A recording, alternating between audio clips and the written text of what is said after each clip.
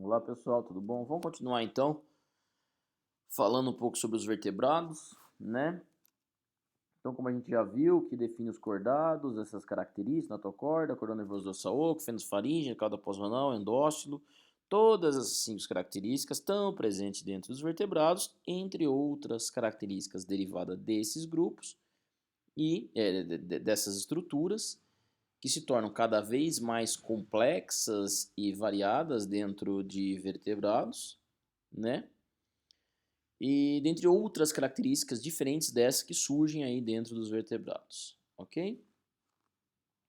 Então por que os vertebrados são tão diversos e especiosos? Né? Então essa grande diversidade está associada à mudança do modo de vida desse grupo. Tá? Então a gente viu lá que os protocordados eles são basicamente sedentários, muitos grupos filtradores, né? Já os vertebrados eles acabam se tornando mais ativos. Os membros vertebrados se tornam mais ativos, né? E isso está associado a uma maior capacidade de captura de alimento, né? Ingestão maior de alimento, e assim você tem mudanças internas importantes dentro dos vertebrados. Tá? Maior complexidade do sistema digestivo, maior capacidade de trocas gasosas, maior capacidade de eliminação discretas, maior estrutura muscular e maior capacidade locomotora, sistema nervoso mais complexo para você conseguir integrar todos esses sistemas, para você conseguir caçar, para você conseguir, né, coordenar todos os sistemas corpóreos. Você vai precisar de um sistema circulatório mais eficiente para você transportar todos os nutrientes para todas as regiões do corpo e assim por diante, né? Então, associado ao modo de vida deles, há uma mudança geral em todos os sistemas corpóreos, tá? Bom, é isso. Vamos ver aqui então. Características principais dentro de vertebrados que definem, já falei para vocês, estão a cabeça distinta, cérebro tripartido, órgãos sensoriais especializados duplicados, né? Um par de canais semicirculares, rim glomerular e placódios ectodérmicos, né? Entre outras características, a gente vai falar um pouco sobre o crânio desses bichos, as células da crista neural desses bichos, a faringe, endo e exoesqueleto, epiderme pluriestratificada, os miômeros em forma de W, coração muscular com câmaras, rins glomerulares, nadadeiras e membros. Tá? Então aqui, todas essas características são importantes e são características, né, que a gente pontua como importante aí dentro da evolução de vertebrados, ok?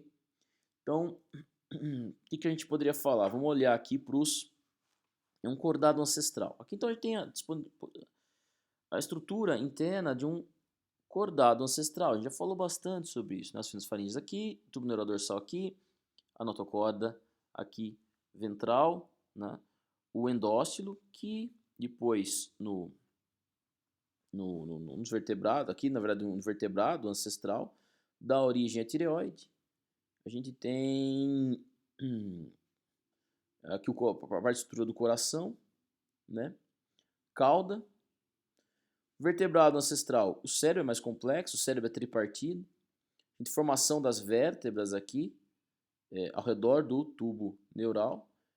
A gente ainda tem alguns grupos, a presença da notocorda, mas ela se transforma em partes aí das vértebras. Tá?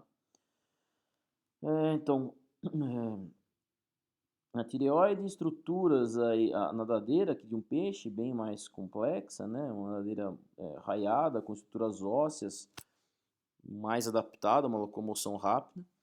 A gente tem, como a gestão de alimento é maior, porque a gente tem uma mudança aqui das fendas faríngeas de função respiratória, ou melhor, função alimentar por batimento ciliar, para evolução das fendas faríngeas para a troca gasosa, né? E a captura de alimento se dá basicamente pela boca. Mesmo num bicho sem mandíbula, ele se une aí a um peixe, gruda num peixe e tem pequenas estruturas, dentes, né? que vai raspar a carne de um peixe, por exemplo, de um outro peixe, né?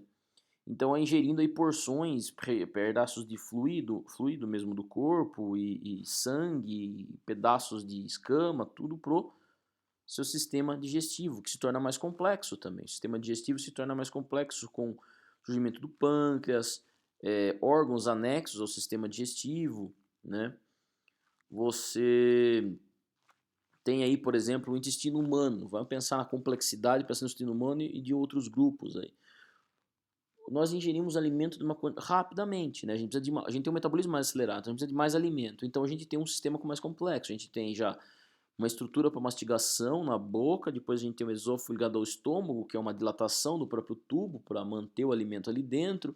Depois você vai para o intestino delgado, que tem 3 regiões, duodeno, jejúno e íleo. Depois você tem o intestino grosso, né? No intestino grosso você tem ali o seco, e depois você tem o reto, e o final que é a saída para o ânus. Né? Então você tem organismos ali, por exemplo, como um ruminante, que tem uma complexidade enorme do esôfago e estômago, com 4 regiões distintas do esôfago e estômago, né? Que é rumen, retículo, omaço e abomaço. Né? Rumen, retículo e omaço são partes do esôfago. Abomaço, que é o estômago verdadeiro deles, né? Que tudo para tentar digerir matéria vegetal. Em outros organismos que são fermentadores, como nos cavalos, você tem um desenvolvimento enorme do seco, né? Então ali acontece a fermentação, tá? E basicamente é isso nesses grupos aí, nessas espécies. Então você tem uma maior complexidade dos órgãos associada a maior necessidade energética. Você tem os anexos aqui, órgãos como o fígado e o pâncreas aí do sistema, para ajudar também na gestão, captura de energia, né? Que formação do rim. Então, olha, a complexidade de um organismo, aqui olhando para ele, de um cordado e de um vertebrado. Então, associado a essa mudança, na verdade, de estilo de vida, um estilo de vida ativo, você tem então a formação de todos os sistemas que vocês aprendem na escola desde o primário, né? Sistema nervoso, sistema digestivo, sistema circulatório. Então, tudo isso, toda a formação desses sistemas complexos, que a gente poderia mostrar aí dentro dos seres humanos, acontece aqui, né? Bem nesse ponto da evolução dos cordados, de um organismo não cordado, que tem um estilo de vida pouco ativo, para um organismo com estilo de vida mais ativo e cada vez mais complexo conforme ele vai se tornando cada vez mais ativo, tá? Então, conforme mais ativo a necessidade de nadadeiras. Se ele vai sair da água e colonizar o ambiente terrestre, as nadadeiras se transformam em membros pela locomoção no ambiente terrestre. Se ele vai sair da terra e vai para o ar, os membros se transformam em asas, né, para conseguir se locomover no ambiente aéreo. Então, aqui é o início da formação da complexidade toda de um vertebrado. Ok, pessoal? Aí você tem a evolução do sistema, que coração simples para um coração de circulação dupla, que muda aí dos peixes para os anfíbios, depois se torna completamente duplas, independentemente em aves e mamíferos. Né? O sistema excretor ele é bem simples aqui, né? Você tem pronéfro, mesonéfro, metanéfro. Então, assim, você tem lá estruturas de pronéfro aqui, que seriam regiões bem simples, né? Depois a gente vai ver um pouquinho pronéfro, mesonéfro, metanéfro. Você tem cloaca, saídas única ainda para uma única saída do corpo. Depois você tem separação, por exemplo, aqui no ser humano, vamos pensar no homem, você tem aqui uretra e o ducto que sai aí do escroto, né?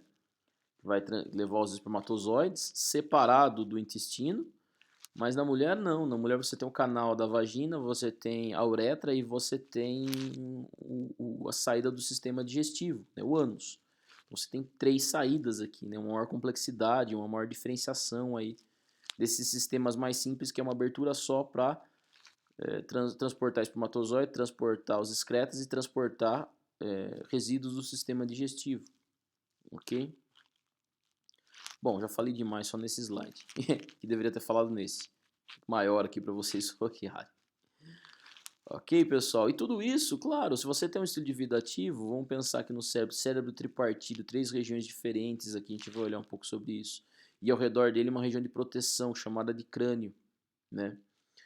Se você tem um estilo de vida mais ativo, você precisa coordenar todos esses sistemas que estão se tornando mais complexos, você precisa coordenar o movimento, você precisa olhar e, né, caçar um organismo. É claro que você precisa de um órgão que vai coordenar todo o sistema, um órgão bem complexo. Então você tem o surgimento aí da grande complexidade do cérebro, né, o cérebro tripartido. Ok, pessoal? É isso. Falou só do sistema muscular. Uma diferenciação do sistema muscular é a formato, disposição das fibras aqui. Então você tem aqui nos acordados ancestrais também o formato das fibras em V. Isso não dá ao longo do corpo, né?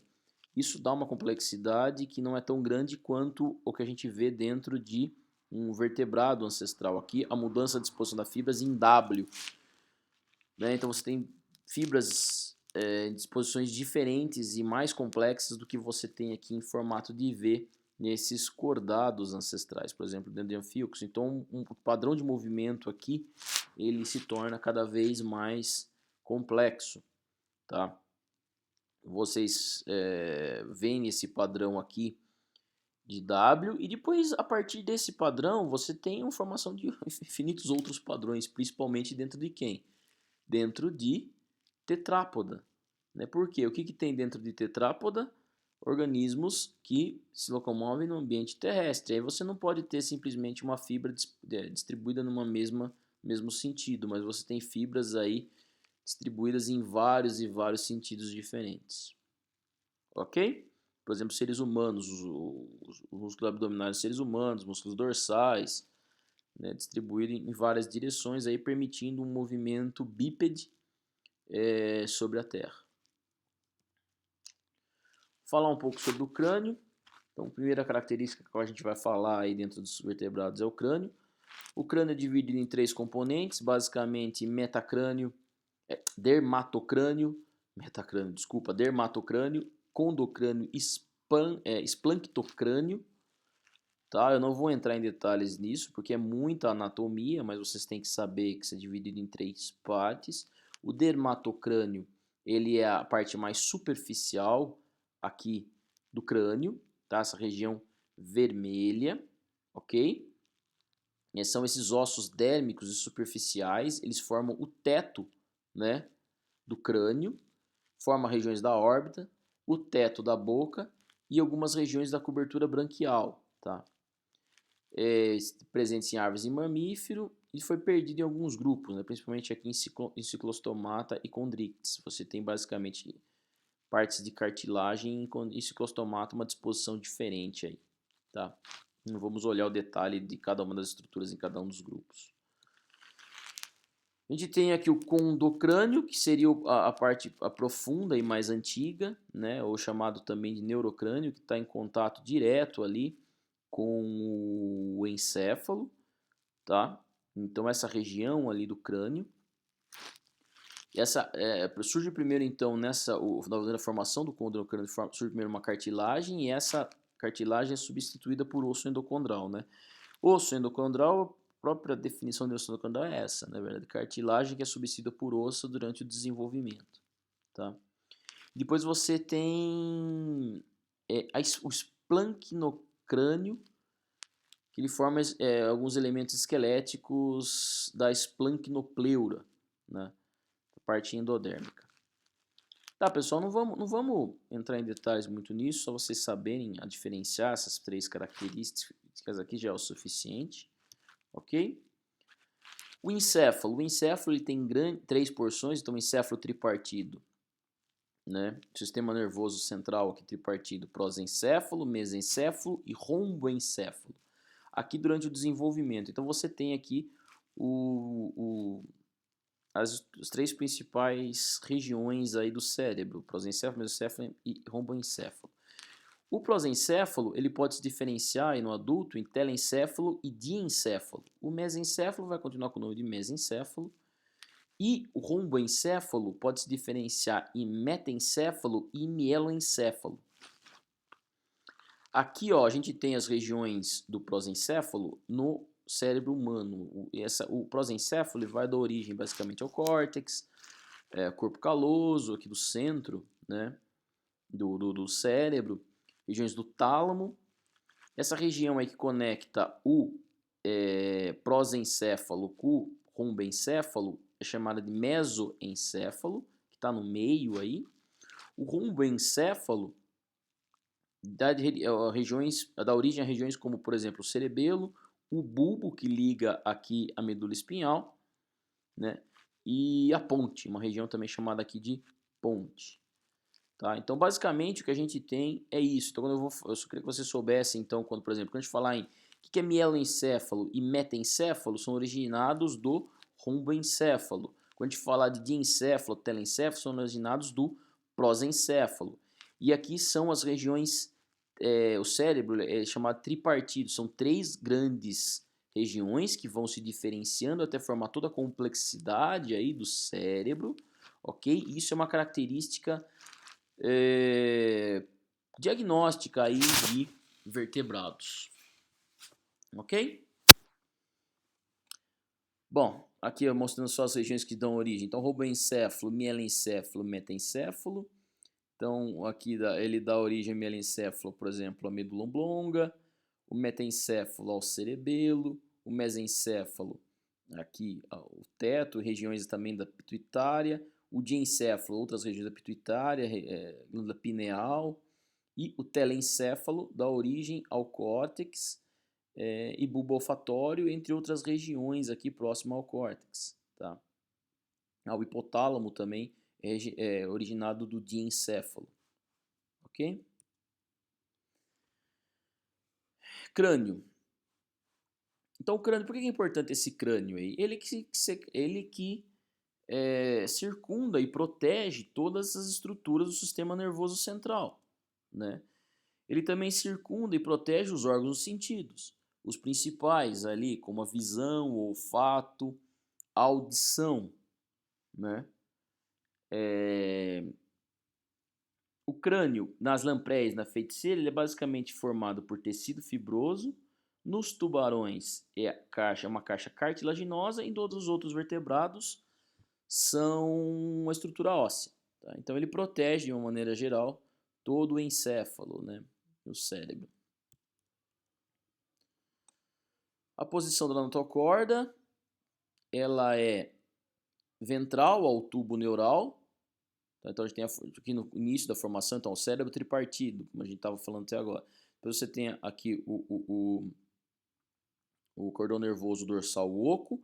Abaixo você tem a notocorda. Lembra que eu falei? Notocorda, aqui notocorda, ela vai dar origem ao que? Partes das vértebras. Tá? Então, são regiões aqui de estrutura. Já falei isso, né? Crânio, sistema sensorial. Bom, você dentro dos vertebrados, a complexidade dos sistemas sensoriais é muito grande. Você tem sistemas sensoriais específicos, de grupos específicos, né? Então você tem uma mudança aí de filtração para predação, né, de um cordado ancestral para um vertebrado ancestral. Então, importantíssimo isso, pessoal. Mudança de cordado ancestral para vertebrado ancestral é mudança de filtração para predação. Quando você tem a mudança de filtração para predação, você tem demanda energética maior. Demanda energética maior, grande complexidade de vertebrados. Tá? Órgãos internos, órgãos externos. E assim você precisa de um sistema sensorial bem mais desenvolvido, né? Um organismo filtrador que fica enterrado ali no solo do oceano, não precisa ter um olho desenvolvido, não precisa ter uma audição desenvolvida, não precisa ter um olfato desenvolvido, não precisa ter tato desenvolvido, não precisa de sistema elétrico desenvolvido para localização de presas, como tem tubarões e outros grupos, tá? Então, você tem associado ao sistema nervoso central e ao sistema nervoso como um todo, órgãos na verdade, sensoriais complexos, né? Então, o surgimento de órgãos sensoriais complexos. Bom, a gente tem um monte de órgãos, pessoal. Você tem ali a complexidade ali dos olhos, né? Os receptores de pressão, orelha, por exemplo, neuromastos aí em organismos marinhos. Complexidade grande com receptores químicos, né? Gustativos e olfato, por exemplo. Órgãos elétricos, ampolo de Lorenzini, aí nos tubarões, né? Consegue usar presas. Para você ter uma noção, as ampolas de Lorenzini são tão importantes nos tubarões que já foi encontrado comida no estômago de tubarões cegos. Então significa o quê? Que mesmo indivíduos, organismos que estão cegos conseguem se alimentar utilizando a sensibilidade, na verdade, desses órgãos elétricos, né, para localizar as presas dele. Tá? Então, grande parte dessas inovações, nessas órgãos sensoriais, órgãos dos sentidos, está associado às inovações da crista neural. Né? Então, houve um aumento da complexidade em estruturas da crista neural e isso daí deu origem a essas outras aqui características. Tá? Bom, ampolas Lorenzini, olfato,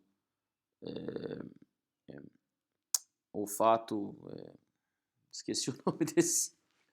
Caramba, papilas gustativas, tato, visão, né? Aqui, ó, vibrisas, até pelos, né? Os pelos dos mamíferos são utilizados para sistema sensorial. Órgão de Jacobson, aqui no teto da boca, entre outros milhares de órgãos aí. Então, as células da crista neural aí são importantíssimos para a origem dessas estruturas, né? Então, a gente tem aqui, lembra, neurulação. Você tem a parte dorsal da formação da crista neural, né, do tubo neural. Ela se fecha, aqui estão as células da crista neural. Mas ao mesmo que está fechado aqui, então, o tubo neural, essas células da crista neural migram e dão origem a outras estruturas. Né? Então, aqui, ó, as células da crista neural migrando e dando origem a outras estruturas aí, do organismo, principalmente estruturas sensoriais. Tá? A crista neural dá origem em várias estruturas, na verdade. É o esqueleto branquial, células nervosas, cartilagem e osso, células do tecido conjuntivo, células sensoriais, melanócito da pele, tal. Mas muito dos órgãos dos sentidos são originados a partir de células dessa crista neural. Tá? Aqui para neurulação, fechou, né? Eu tô aqui, placa neural, borda da placa neural, depois ela vai se fechando, fecha aqui. Da origem epiderme, as células aqui da crista neural, células da crista neural migrando e dão origem às outras estruturas. Ok? Então aqui quais estruturas ela dá origem? Dá origem aos somitos. Os somitos dão origem a várias outras estruturas do corpo, né? A cartilagem, tendões, partes musculares, a parte da derme também, o esqueleto muscular, tá? E várias partes dos órgãos dos sentidos. Aqui a gente tem uma mistura, se vocês já estiverem em embriologia, creio que vocês lembram de tudo isso, né? Bem mais do que eu que fiz embriologia no meu primeiro ano, há praticamente quase 16 anos atrás. Então vocês estão lembrando bem mais do que eu quais são as origens das estruturas da crista neural, né? Mas muitos órgãos sentidos têm origem aí. O controle muscular da faringe, então lembra, filtração, você tem o que? Cílios, né? Se você vai mudar para um estilo de vida mais ativo, aqui ó, filtração através de cílios, não, aqui, nesse daqui, você tem a filtração através de cílios, então você tem batimento ciliar, a água entra, sai pelas fendas faríngeas, o alimento fica preso às fendas faríngeas, também tem cílios, e empurra o alimento ao longo do tubo digestivo, onde ele vai ser digerido. Já em outros animais, como já dentro de agnata, por exemplo, ali, né, Myxine, Petramizontide, você tem uma faringe muscular, e esses organismos grudam, por exemplo, em um peixe, dentes vão raspar a parte do corpo do peixe e partes musculares vão jogar o alimento para onde? Pro interior do corpo, pro trato digestivo onde ele vai ser digerido. Então você tem uma mudança aqui de uma estrutura ciliar para uma estrutura muscular da faringe, tornando mais eficiente a captura de alimento. Tá? E a partir do momento que a faringe se torna muscular, regiões da boca se tornam muscular e a perda então desses cílios, as fendas branquiais assumem outra função, né? Sob a função de trocas gasosas. Na verdade, expelir águas a partir das trocas gasosas. Porque a água surge então uma outra abertura, que seria a abertura a parte nasal, né? Então você tem a boca, abertura para alimentação, e você tem a parte nasal, abertura para entrada de água e expulsão através das fendas faríngeas, mas a abertura nasal entra a água e simplesmente para a troca gasosa, né? E a água sai aqui das fendas faríngeas através para sair do corpo, né? Então assim, o que muda na verdade nesse grupo é exatamente a função aí da faringe para de troca gasosa, na verdade, de alimentação para troca gasosa. Ok? Então esses organismos se tornam predadores ativos, né? Os vertebrados se tornam predadores ativos. E para se tornar predadores ativos, para serem ativos, é preciso de maior eficiência na troca do que? Gasosa. Então a água entra tanto pelas narinas, aqui nesse caso, quanto pela boca, passa pelas brânquias, saem pelas fendas faríngeas, aberturas, no caso aqui as aberturas branquiais, né?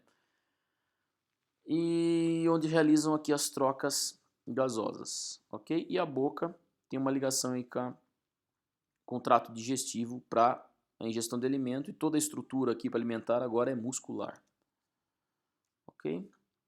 Endoesqueleto, quem disse que endoesqueleto na verdade e exoesqueleto, né? Eu queria ter colocado exoesqueleto aqui. Os invertebrados, muitos grupos de invertebrados, eles têm o exoesqueleto. Na verdade, eles têm apenas o exoesqueleto. Tá? Alguns grupos de invertebrados têm o que a gente chama de hidroesqueleto, né? Que é a pressão do fluido interno do corpo e a manutenção aí da estrutura da parede do corpo que dá a origem desse grupo, o que permite nesse grupo que eles tenham uma forma aí, né, no seu corpo. Já em alguns grupos, principalmente aqui de Isozoa e Artrópoda, você tem o surgimento do exoesqueleto de quitina, né, um polissacarídeo que dá uma estrutura ao corpo desses organismos e que é trocado periodicamente quando esse organismo necessita crescer. Tá? Os vertebrados, eles têm basicamente o que a gente chama do endoesqueleto. Então, o esqueleto ele não é só externo, ele tem um esqueleto interno, mas ele também tem um esqueleto externo. Na verdade, nem todos têm um esqueleto externo, alguns têm esqueleto externo, outros não têm esqueleto externo. Quem faz parte do exoesqueleto dos vertebrados? Por exemplo, peixe tem exoesqueleto, cascudo tem exoesqueleto, né, tem placas ósseas ao longo de todo o corpo. Então esse exoesqueleto vai variar de grupo para grupo, mas tem muitos grupos de vertebrados que também têm exoesqueleto. Mas o que dá a principal estrutura do corpo é o endoesqueleto. E o endoesqueleto permite a esses organismos um crescimento quase ilimitado. Por isso que dentro de vertebrados você tem aí formas tão grandes. Não é possível para um invertebrado terrestre, por exemplo, adquirir um tamanho corpóreo, por exemplo, de um tiranossauro rex ou de um brachiosáureo. Então o exoesqueleto de quitina não daria conta de segurar toda essa estrutura. Você precisa de um endoesqueleto ósseo mais rígido para segurar toda essa estrutura. Então um inseto nunca vai chegar de um tamanho do que chegou um brachiosauro. Então essa inovação que surge aí dentro dos vertebrados de um endoesqueleto, do esqueleto interno do corpo, permite um crescimento quase ilimitado do corpo. Por isso que a gente teve formas aí de vertebrados gigantescas, e a gente ainda tem, né? A gente tem formas marinhas gigantescas. Um elefante é um organismo relativamente grande terrestre, né? Existente hoje, hipopótamos, entre outros organismos aí de tamanho realmente grande, né?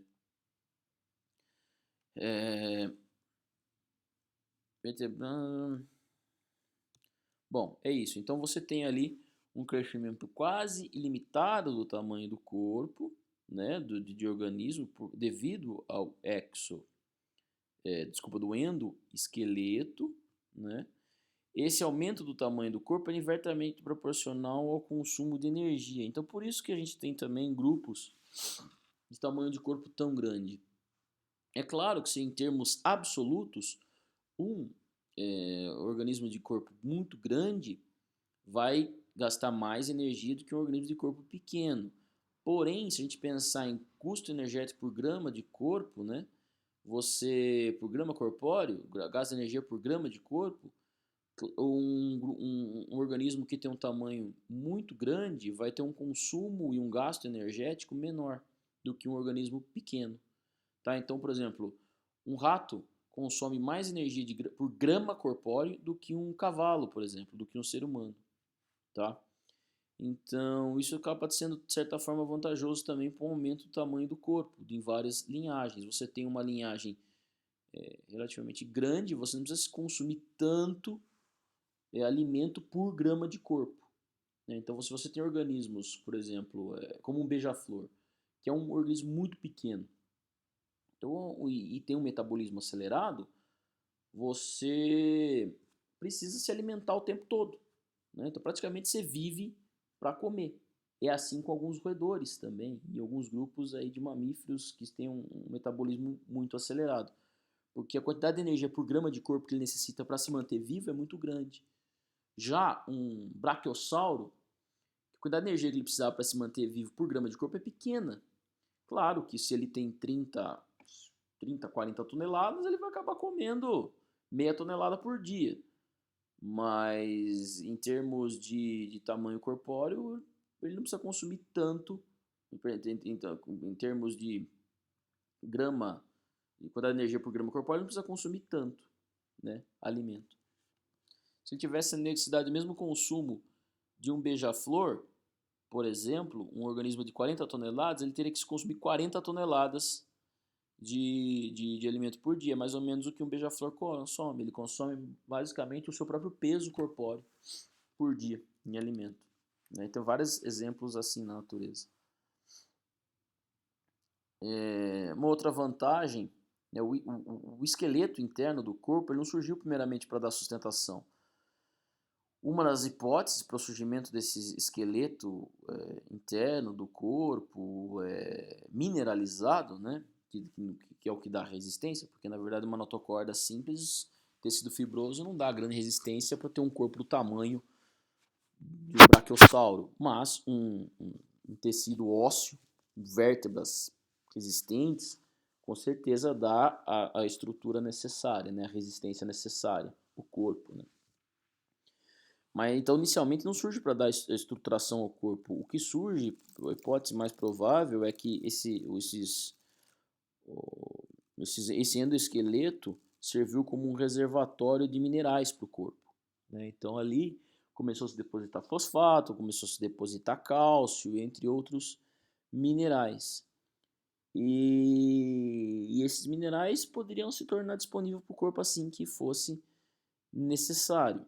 Né? E isso deu origem, isso foi uma que eu poderia chamar de pré-adaptação para uma estrutura interna do corpo mais rígida, que depois pôde permitir um aumento do tamanho do corpo. Tá? Então a gente tem aí, por exemplo, em vários grupos, os ossos dérmicos, como a gente viu aí em grupos extintos, ou como existe ainda em grupos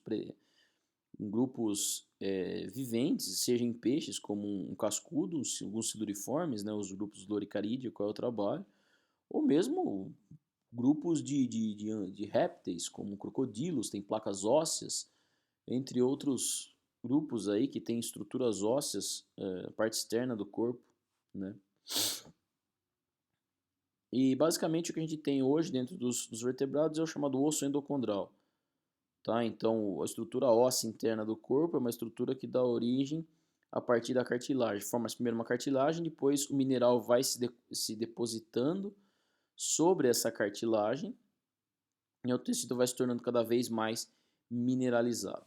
E a maioria dos vertebrados tem essa característica. Aqui, por exemplo, mostrando um peixe, né, com o seu endoesqueleto, aqui a estrutura do endoesqueleto desses bichos, aqui um bicho diafanizado, que a gente chama clarificado, uma espécie de peixe clarificado. Tudo que está em vermelho aqui são basicamente estruturas ósseas, em azul são regiões de cartilagem, tá? Então a gente vê aqui todas as vértebras desse peixe, os raios da nadeira caudal, estrutura da... aqui é o dentário, na verdade, né? E aqui é o maxilar, pré-maxilar e dentário, várias estruturas do opérculo e tudo mais, da cabeça do bicho, né? Então tudo em vermelho aqui são estruturas ósseas, ok? E nas conexões entre essas estruturas há cartilagem, aqui os raios, né, dorsais e ventrais conectado aqui a outras estruturas internas, ossos da estrutura interna do corpo, você tem em azulzinho aqui as cartilagens, né, que faz a conexão desses ossos. Vocês já viram isso em anatomia, já viram isso em histologia. Tá? O que é o osteócito? É a célula do osso. Você tem o osteócito, o osteoblasto, que constrói osso, o osteoclasto, que destrói osso, o osteócito é a célula óssea. Né? A gente tem aqui uma estrutura de um osso com o ósteum, um ósteo formado por canalículos e as lamelas, onde fica aí as lacunas, desculpa, onde fica aí os osteócitos, tem também as lamelas. Você tem o canal de Havers, que é onde passa aí as veias, as artérias e tudo mais. Tá, pessoal? Aqui os canais de Volkmann, que liga esses canais de Ravens. E assim por diante. Regiões de trabécula, né? O osso de uma ave ele é bem mais trabeculado, né? Porque basicamente o que a gente tem é uma estrutura óssea rija, mas mais leve do que esse osso aqui, por exemplo, de um elefante, né? Então você tem essas trabéculas cheias de ar para dar uma certa leveza a esse osso, né, nas aves. Você tem o exoesqueleto, então ó, os peixes também têm exoesqueleto. Olha, grupos vertebrados também têm exoesqueleto, vertebrados também têm exoesqueleto. Então, o esqueleto aqui formado por placas dérmicas ósseas dentro de cascudo, por exemplo. Esse aqui é um bichinho muito interessante. Todas essas plaquinhas aqui, né, são formadas por ossos. E esses pelos que parece que estão aqui são, na verdade, também um tecido mineralizado de dentina. Né? O tecido mineralizado os tecidos mineralizados vertebrados são três, basicamente, né? O esmalte, a dentina e o osso, propriamente dito, né? Então aqui alguns cascudos, aqui um cascudo bem grande, né? Então esses odontódeos aqui formam essas barbas nesses peixes, aqui que bonita essas barbas nessa espécie aqui de cascudo, né? Então isso aqui é formado por dentina, esses odontódeos, é muito parecida com a composição de um dente mesmo, né? E isso daí estava presente, esses trabéculas de dentina estava presente nos ancestrais dos peixes, né? Então os ostracodermos, que são os peixes sem mandíbula, heterostraco, tem a presença dessas dentinas aqui, essas estruturas aqui ao longo de todo o corpo, né? Então ele tem uma estrutura óssea bem complexa, os ostracodermos. Por isso que uma das hipóteses que esses grupos foram totalmente extintos, primeiro, que ele não tinha mandíbula nos ostracodermos, segundo, que eles eram extremamente pesados. Depois você tem o surgimento dos peixes com mandíbula. Então você tem um peixe pesado que não consegue fugir sem mandíbula. Surge o que tem mandíbula, o que acontece? O que tem mandíbula vai tentar comer o que não tem mandíbula. Então a pressão sobre os peixes sem mandíbulas é muito grande, então eles começam a desaparecer. Depois surgem os peixes com mandíbula, só que mais leves, que são aí os actinopteridae. Aí esses peixes são mais leves, com maior capacidade de locomoção, maior capacidade de predação.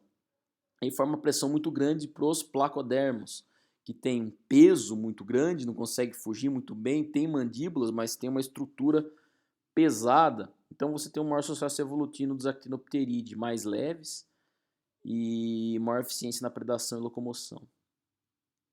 Então é muito parecido com a estrutura de um dente, que você tem aí a dentina e o esmalte. Você tem estruturas ósseas também na base, no meio do osso, do dente, né?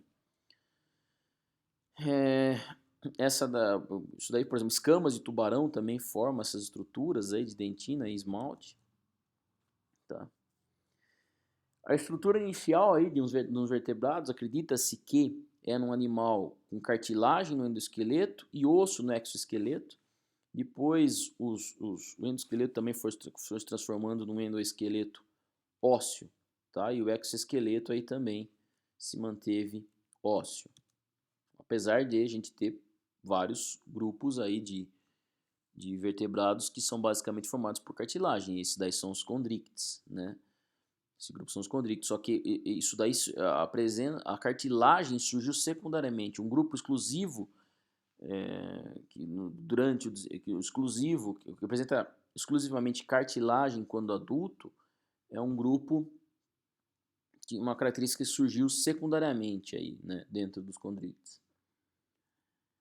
Epiderme pluriestratificada, né? A gente tem uma epiderme extremamente complexa, várias características do nosso corpo estão associadas a essa epiderme, uma delas aí é dentro de tetrápodo, então não vou entrar muito, estou falando um pouco das características gerais, depois vocês vão ver essas características de novo, vocês vão ver a importância do tegumento em tetrápoda. Por quê? Porque você tem ali, você tem que se tornar, uma característica que acontece dentro dos peixes é o quê?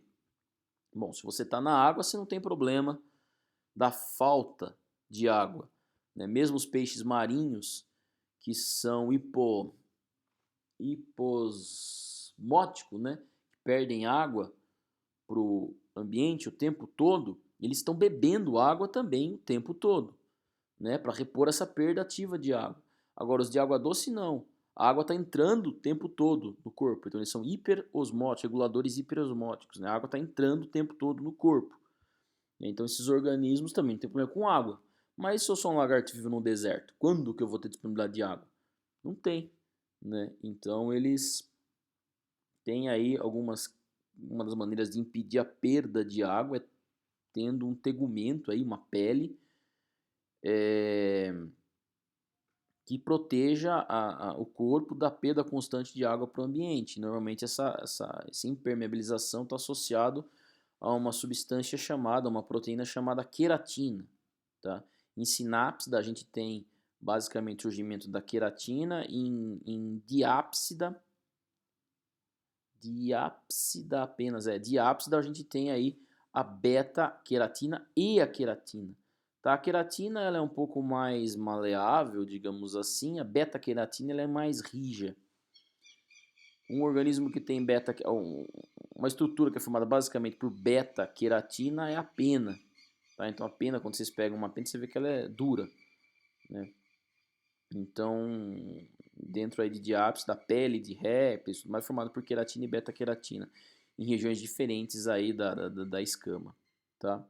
Então a gente tem ali uma epiderme e aderme, formando aí o tegumento com várias camadas, por isso chamado pluriestratificada. A mesma epiderme tem várias camadas, a gente já viu em histologia, epitélio estratificado, queratinizado, epitélio simples, com células cuboides, né? Mas a pele normalmente é epitélio estratificado, queratinizado, né? Com queratina dentro de tetrápodes. Tá? E a queratina impede a perda de água, mas você tem também ali associado à epiderme outros tipos de células que protegem contra a radiação, como os melanócitos, com melanina e tudo mais. Ok? Aqui falando sobre os melanócitos, tem outros tipos de célula também ali. Os melanócitos se prolongam ali e vão proteger a pele aí, e o tecido, na verdade, contra alta incidência de radiação solar. Tá? A pele é bem complexa, o tegumento é muito complexo, a gente vai ver isso, como eu já falei, dependendo nos grupos que a gente for vendo ao longo da disciplina e na próxima disciplina. Então você tem células do sistema imuno que vão ali defender o organismo contra a invasão de predadores, predadores de células invasoras. Vai ter também, até certo ponto, ali na hipoderme, na derme, vasos sanguíneos que chegam perto para nutrir toda a parte aqui da lâmina basal, região da epiderme, né? E você tem várias estruturas, principalmente sensoriais, alojadas nessa região, seja pelos principalmente, nervos que chegam até a base aí do pelo, né, aqui dentro da derme e tudo mais, ok? E outras células sensoriais que existem. A estrutura básica é epiderme, derme e hipoderme, mais superficial epiderme com queratina, derme um pouco mais profunda, e hipoderme já na camada bem mais profunda com tecido adiposo, tá? Hipoderme, por exemplo, como é a gordura. Bom, porque gordura, vocês lembram, já vou falar sobre isso também, em mamíferos fiáveis em ambientes frios, acúmulo de gordura serve basicamente para isolar contra temperaturas muito baixas. Lembra que eu falei, vamos voltar aqui nos miômeros, né? Então, lembra que eu falei da disposição muscular? Aqui, disposição muscular, aumento da complexidade. Em grupos mais basais, como o anfioxo, você tem formato de V. Isso daí vai se tornando cada vez mais complexo até a gente chegar em grupos bem derivados, em qual a gente tem o formato de W, ou em grupos mais derivados ainda, lá dentro de tetrápoda, que você tem músculos laterais, axiais, né? Então, ventrais e dorsais bem mais complexos, né? Em diferentes disposições, não só nessa disposição em W ou em V que a gente vê aqui. Okay? Então, a gente tem um aumento da complexidade. O coração vai se tornando também cada vez mais complexo. A gente tem o coração basal com 4 câmaras, né, que seria o seio venoso, átrio, ventrículo e cônea arterial, né? Então a gente tem o coração com 4 câmaras no basal. E o coração do ser humano, quantas câmaras tem? Exatamente, também tem 4 câmaras. Só que acontece o quê? A perda do seio venoso, na verdade o seio venoso se transforma nas principais veias que entram no átrio, e as principais, a aorta, na verdade, que sai do ventrículo, elas também na verdade, o cone arterial se transforma nas principais artérias, né? A artéria aorta que sai aí do ventrículo. E o átrio e tanto o ventrículo se divide em 2 câmaras cada um. Então também a gente tem um coração basal com 4 câmaras, só que 4 câmaras com seio venoso, átrio, um ventrículo e um cone arterial. E quando você tem ali os grupos derivados como aves e mamíferos, você também tem 4 câmaras, só que com 2 átrios e 2 ventrículos. Tá, eu também não quero entrar de cabeça nisso agora, a gente vai ver a complexidade do sistema cardiovascular dentro de cada grupo, mas vocês também viram muito disso em fisiologia, né? Você tem basicamente o sistema basal aí dentro o sistema, por exemplo, de um tubarão, é um sistema parecido com o que a gente está vendo aqui. A gente tem um coração com seio venoso, átrio, ventrículo e cone arterial, tá? Então, o sangue chega ao seio venoso pela veia cardinal comum, né? A gente tem a veia cardinal posterior, a veia cardinal anterior. A anterior drena a parte anterior do corpo, a posterior a parte posterior do corpo, tá? E você tem ali partes do sangue que vem das guts, intestinos e do fígado, que vai diretamente se ligar à veia cardinal comum. Entra tudo pelo seio venoso, o coração se contrai e manda o sangue para as brânquias, né? Das brânquias ele sai pela artéria, não, desculpa, ele sai pela artéria ventral. Aqui está um nome um pouco diferente, mas artéria ventral. Depois ele chega pela aorta ventral. Ah, não, desculpa, a aorta ventral sai daqui, depois ele chega nas brânquias, sai na verdade, vários arcos aórticos que vai ligar na aorta dorsal. Aí a aorta dorsal, ela tem uma região que vai para a carótida anterior, que drena para a cabeça, né? O sangue vai para a cabeça. E a aorta dorsal vai se dividindo ao longo de várias regiões aí da parte posterior do corpo até chegar na aorta caudal, tá? E assim formar a circulação toda dentro dos vertebrados. Porém, a gente tem aí grande variação disso dependendo do grupo, tá, pessoal? Então a gente vai ver isso daí quando a gente falar de cada um dos grupos. Bom, dentro de um protovertebrado, a gente não tem o coração contrátil, né? A gente não tem aí dentro lá, a gente falou dos grupos mais basais, um coração contrátil. A troca gasosa se dá em muitos grupos diretamente pela pele. Você tem um sistema fechado bem primitivo, né? Então o sangue não vai para a região das brânquias, como a gente vê aqui dentro dos vertebrados. Nos vertebrados a gente tem uma região específica de trocas gasosas. Qual é essa região específica de trocas gasosas? A região das brânquias, primeiramente, né? Nos primitivos, os protovertebrados, os protocordados, você não tem aí uma região de trocas gasosas específica, né, do corpo, como as brânquias. As trocas gasosas acontecem ao longo do próprio corpo, tá? O bicho não é ativo, o bicho não precisa de uma estrutura complexa de trocas gasosas, então a troca acontece ali ao longo de várias regiões do corpo, qualquer região do corpo, né? Agora, num vertebrado ativo, você precisa que a maior parte das trocas gasosas aconteça numa região específica do corpo, no caso aqui das brânquias ou depois nos pulmões, por exemplo, aí dos vertebrados terrestres. Tá? Você precisa, para a colonização do ambiente terrestre, você precisa de um remodelamento total aí das estruturas para troca gasosa. Ok?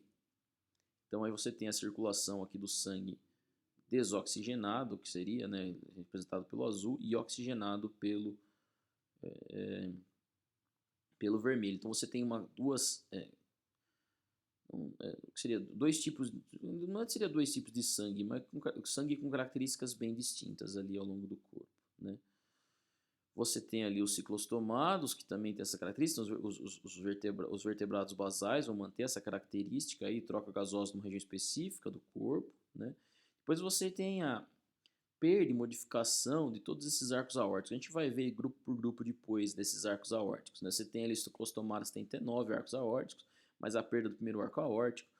O gnatostomata você tem 5 arcos aórticos, porque você tem o segundo, terceiro, o quarto, o quinto e o sexto, mas você perde o primeiro arco aórtico, tá? Isso daí vai sendo modificado em diferentes grupos, tá?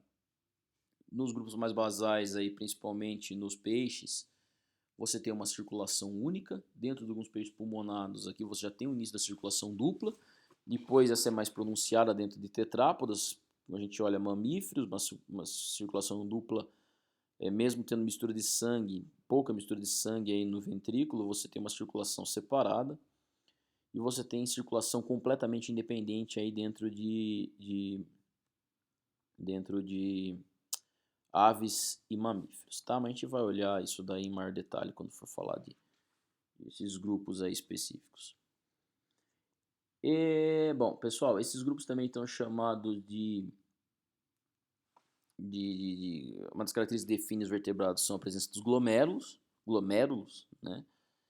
Então o glomérulo varia bastante dentro do grupo. A presença do glomérulo está associada basicamente ao ambiente ao qual os bichos vivem. Então, por exemplo, um bicho que vive em água doce, a água entra constantemente dentro do corpo. Ele é um regulador hiperosmótico, né? Então a água vai entrar o tempo todo dentro do corpo do bicho. Ele precisa fazer uma grande quantidade de filtrado. Então ele precisa de um glomérulo desenvolvido. Já peixes como por exemplo peixes marinhos, que tem um corpo na qual a água se perde todo o tempo do corpo para o ambiente, eles são reguladores hiposmóticos, né? Então eles não têm glomérulos tão desenvolvidos. Na verdade, alguns têm até a perda secundária do glomérulo, tá? Então, mas de certa forma, todos os bichos, todos os vertebrados apresentam essa estrutura chamada glomérulo. O rim tem 3 características principais, pode ser originado do pronéfro, do mesonéfro e metanéfro. Na verdade, são regiões distintas da crista néfrica que dá origem ao rim, né? Região mais, acho que grito posterior, né? É a parte do pronéfro. Alguns grupos dá origem a esses néfrons aí, os túbulos e os ductos, né, do néfron.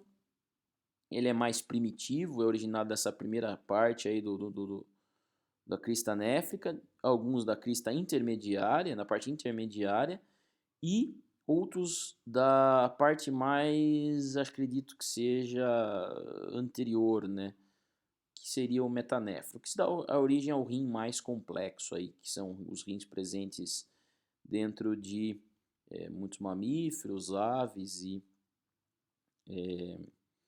répteis. É o rim que consegue realizar a maior quantidade faz uma grande quantidade de filtrado, mas não só realiza uma grande quantidade de filtrado, mas consegue filtrar melhor, na verdade,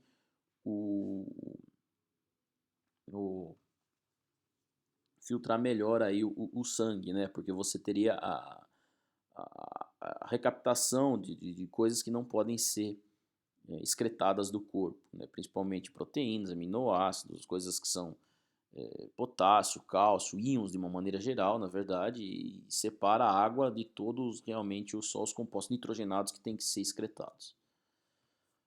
Ok? Então aqui as diferentes partes do rim. Eu não sei se eu falei, talvez eu tenha falado invertido. Então a gente tem aqui a região do pronéfro, tá? Que é a região anterior do corpo que se forma, o mesonéfro na parte um pouco mais posterior, e depois aqui na região mais posterior do corpo, o metanéfro. É exatamente isso. Então quando a gente fala em região anterior, região voltada para a cabeça, região posterior mais voltada para a cauda. Então pronéfro está na região voltada para anterior do corpo. Tá? A gente vai ver também o desenvolvimento desse sistema aí em cada um dos seus grupos. A maioria quem não tem desenvolvimento de rins, por exemplo, aqui, lembra dos cordados primitivos? A excreção é basicamente dessa forma. Você tem um corpo com uma grande quantidade de produtos que devem ser excretados e esses produtos saem naturalmente do corpo pela água, para o meio. Né? Então a excreção dessas coisas, na verdade, acontece por difusão. Assim como o quê? Como a troca de gases. Né? Entra oxigênio e sai gás carbônico. Ok? A nona coisa, né? Nona característica importante aí dos vertebrados é a presença de nadadeiras e membros. Né? Os membros dos tetrápodas são homólogos às nadadeiras, tá? E dos peixes. Então, o surgimento dessas estruturas, tá? Essas estruturas são extremamente importantes para quê? Para a locomoção. Então, a gente tem um organismo aqui bem ativo, né? Com grande velocidade, aí consegue se locomover rápido no ambiente aquático. Um organismo aqui que consegue se locomover rápido no ambiente de floresta, né? De galhos aqui, né? Você tem, então, nada como um macaquinho para andar no meio de uma floresta, pulando de galho em galho. Então, a gente tem aí uma capacidade bem maior de se locomover no meio aquático e terrestre dentro de vertebrados derivados do que a gente encontra aí dentro de cordados primitivos. Ok, pessoal? E é isso. Acabou. Acabou essas duas partes. Essa aula ficou longa, são aulas mais longas, ok? Essa daí de vertebrados. E é isso. Bom, próxima aula, agnatas e depois condrites. Beleza, pessoal? Abraços.